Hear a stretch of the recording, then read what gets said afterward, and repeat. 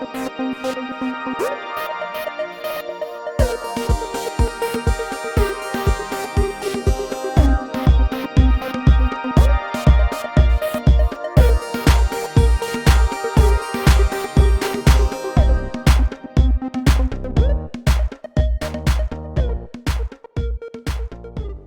this is Christy Waldrop, National Education Coordinator for Jatai International. Today what we're going to be doing is we're going to be cutting seamless layers. It's what I call kind of secret layers. You kind of look at the haircut and you can't tell whether there's layers there or not until the hair is actually moved and or curled. It releases a lot of weight. However, if they're wearing their hair straight, it's going to give a much more seamless appearance. Right now, it's pretty much all one length with lots of shattering and scattered ends. We want to have more firmness through those ends so that she has more control. Instead of the hair moving like this, it will move like this. And it'll have a lot more fluidity, more manageability, and more volume. So let's go ahead and get her shampooed, and then we will start in the back.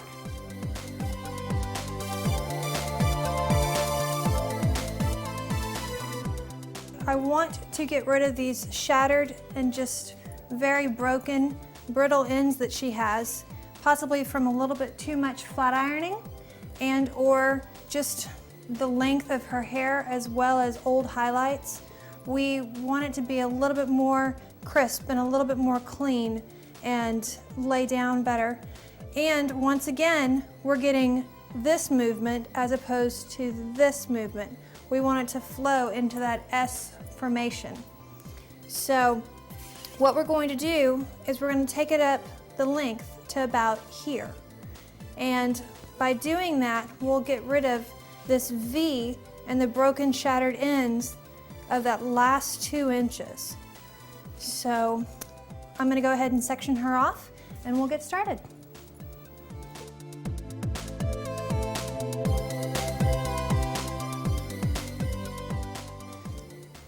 All right, now we have her nice and sectioned off. I went ahead and sectioned her from the high point of the head to the high point of the ear, and then we have it sectioned down the center to the high point of the occipital bone, back to the ear base. Section everything into diagonal lines so that it leaves a much softer edge on the hair, even though we're cutting it blunt straight across. So what we're going to do now, we're going to go ahead and go in, take off the length because we want to get rid of these shattered ends and firm up the overall foundation of her haircut. The Flexion is very much like our plier razor. However, it has our feather styling razor blade in there. The plier is more like this. It's our straight blade, and this one has the guard. However, it's a removable guard. And then you can have a straight razor blade if you'd like. In our bob haircut, in the next version of our haircuts, we're going to be using the plier. However, today we're going to be using the Flexion. To start out with, we're going to go ahead and make sure that we have plenty of blade glide on this haircut. Dry hair tends to not cut as well with the razor, and it can rip and tear it no matter what the angle is. When we're using this razor, we want to make sure that we use all parts of the razor, especially since you're changing it on a regular basis, generally within every haircut. When you're moving from center to left, you're going to use the back of the blade. When you're moving from center to right, we're going to use the tip of the blade. Anywhere on the interior part of the haircut, you're going to use pretty much the interior part of the razor. I have about 1.5 inch subsection. With the density of her hair, it works really nicely. She and I established a specific length earlier before we started cutting. I'm using a fairly tight wrist to shape through the haircut and to give it a nice straight edge. We find our guide using the back of the razor from center to left. It's always a good idea to stay in front of your work, just so we make sure that we have a good strong line. The great part about the Flexion is that I'm able to touch my fingers, unlike the plier. Getting a good straight, smooth line. Next section. For those of y'all that are looking to move up and to graduate into the plier razor, this is a nice way to learn how to start using it without the possible nips and scrapes that come with a straight razor. Once again, more blade glide. Her hair dries really quickly, so we're gonna go in. I like the blade glide because it helps to keep the moisture in the hair. I'm not usually real big on cutting solutions, however, this one does not interfere with product or get sticky or goopy, I guess is a good technical term, but it stays nice and clean and true throughout the haircut. I'm using the back of my blade and going through and cutting the hair.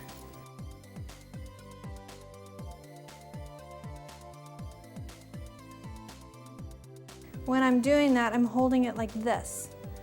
It's just barely on the back of the blade, however, it's also parallel to that hair section.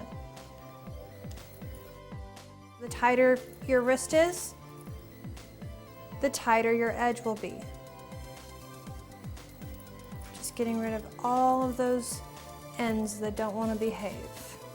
If you notice, now she has no layers whatsoever.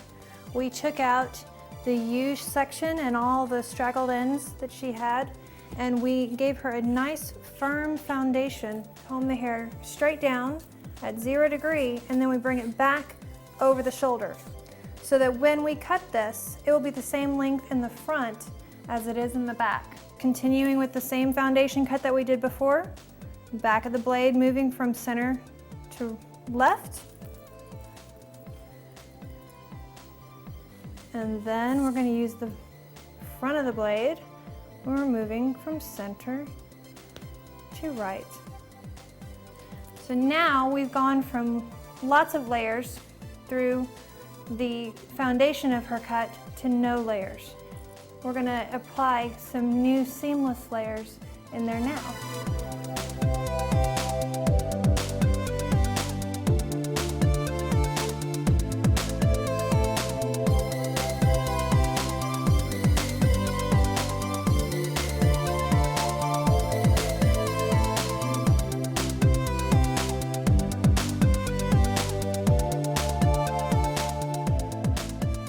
We're going to use the fine end of your comb, place it into the hair area at the same angle as the hair is sectioned, and then we're going to lift.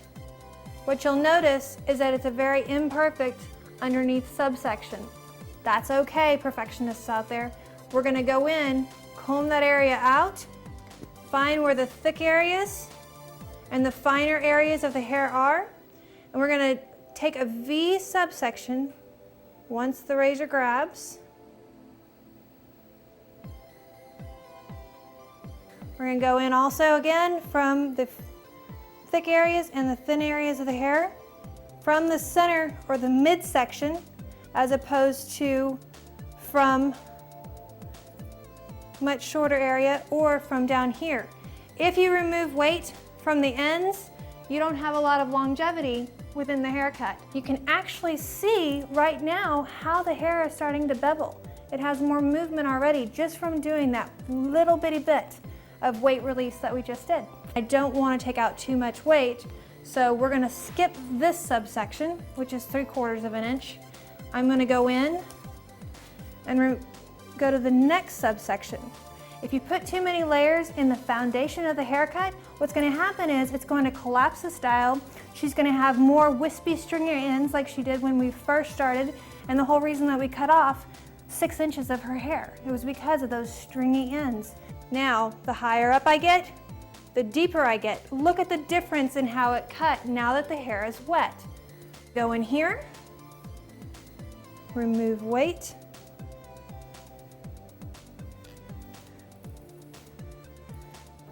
this is where it gets a little scary. We're gonna go in heavier handed now than ever before.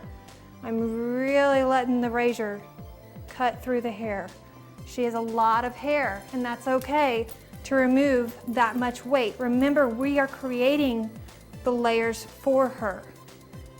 We have to be cautious not to make chunks. We want smooth, fluid lines that are going to go all the way from midsection all the way out to the ends.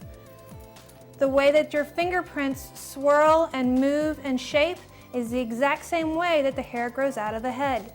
So we have to be very conscious of that and make sure that we're working with that as opposed to against. Most of our clients want their hair to be easy. This helps to give it longevity by removing weight and also softening out the overall movement of the hair and giving it fluidity. See the difference in the way the hair moves? You can already see it starting to do this instead of doing this like it did before. Right here, you can see that density. We're going to go in, place the razor, and I'm going to pull it out this way. It will remove weight, however, automatically it's more fluid. Her hairline underneath is very much like Veronica Lake. That's her natural hairline. If we had cut this when it was wet and pulled it straight down, as soon as it was dry naturally, it would have popped up and it would have made an imperfect face frame for her. She still has a lot of density here. However, it has movement now as opposed to it doing this like it was before. And she has wave, which I bet she never even knew she had. This will be easy for her to get a nice, great, versatile style. All right, I think it's time that we go ahead and blow dry her and get her nice and smooth and ready to go for the photo shoot.